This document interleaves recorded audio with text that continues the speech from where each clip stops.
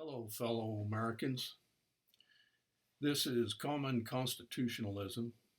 I'm Mitch, and here we talk about issues in our government, the erosion of our culture, the minimizing of our way of life, and the disregard for our Constitution.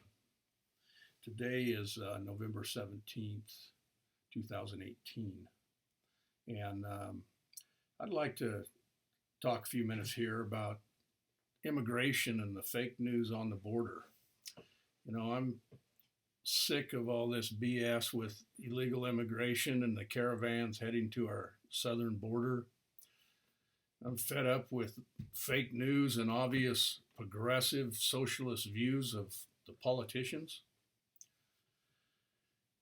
That goes for both the politicians in Washington, D.C., and the phony politicians in all the sanctuary cities in the states. So here I was the other day looking through the news, and I see this picture of a woman pushing a baby carriage through the desert sand. She was crying and looking as though she could not push that carriage a step further. Of course, this is all on camera.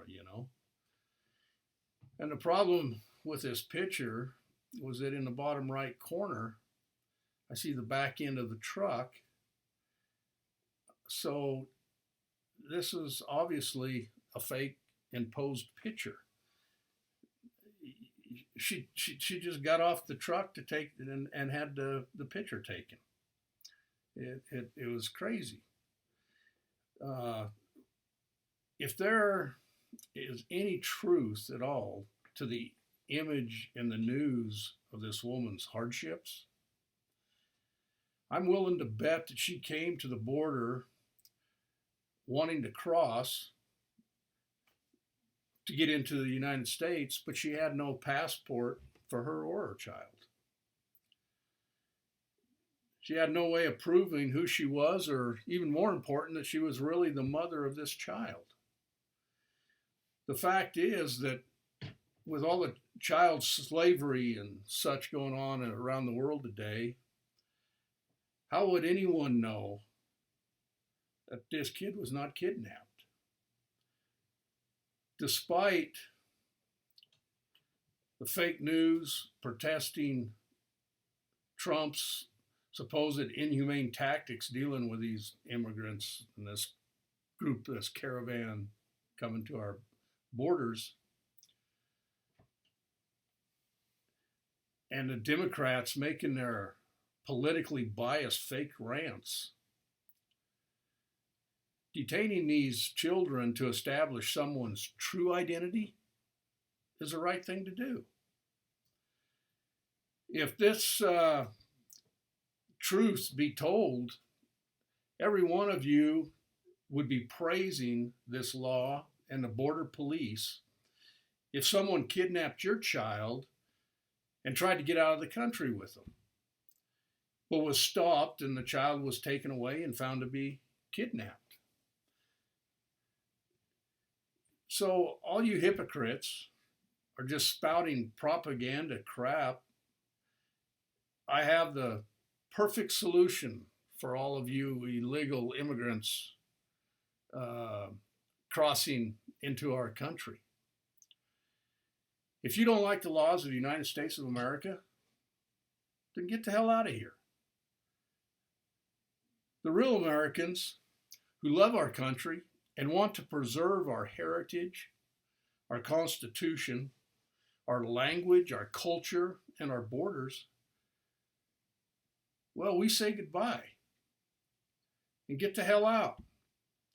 We're tired of your crap, and we damn sure are tired of footing the bill. If you really care about people,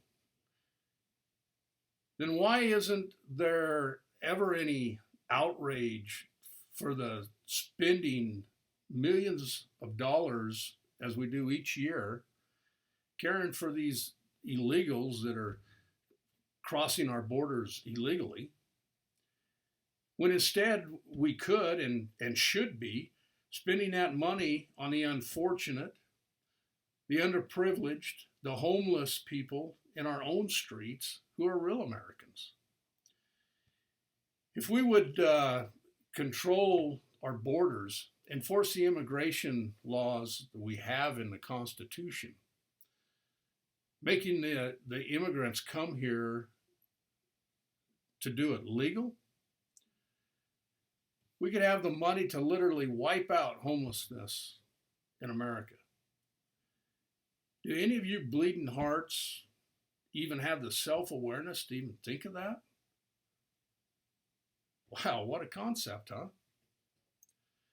The fake concern and political propaganda surrounding this whole issue of separating families is so transparent that it's laughable. First of all, Obama did separate illegal immigrant families, and it was those laws that puts this process of family separation into effect. And second, Obama deported more illegals than any other president in history. Over 3 million deportations. Trying to cross the border illegally in itself is a felony. Making those who attempt this type of border crossing a criminal and a felon. I do not know of any jail or prison in our country that allows the prisoners to bring their spouses and children into the jail with them. Can you imagine what our prison system would be like if we allowed women and children to join their husbands and fathers inside the facilities? Also, I would not get upset about families separating because of purposely and knowingly attempting to cross a country's border by using illegal means, which causes them to suffer certain consequences brought on by their own actions. I'm reminded at this point the consequences one would be confronted with if they tried to illegally enter into other countries, such as Russia, China. Maybe you want to go to North Korea, try to sneak in there, Iran, Cuba, or even Venezuela. I would say a few days of separation and detention that they suffer at the hands of border police and ICE and whatnot down on the border in the United States, only to be deported back to the country that they came from, could be considered a walk in the park as compared to the above mentioned countries. And lastly, I want to mention the difference between purposely and knowingly making a choice to do something illegal, then getting caught and being dealt the consequences of separation from one's family, as compared to the great men and women, mothers and fathers of our military, who are deployed to fight for this country's freedoms and way of life. They too are separated from their families, but not by choice, but by necessity. The same political biased politicians in Washington, D.C., who are spouting the phony political propaganda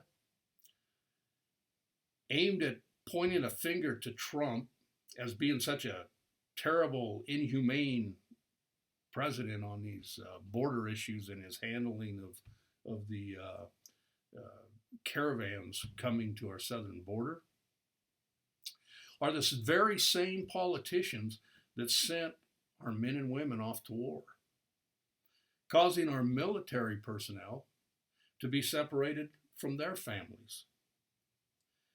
Yet, I'd hear no outrage for the hurt and the pain suffered by this separation.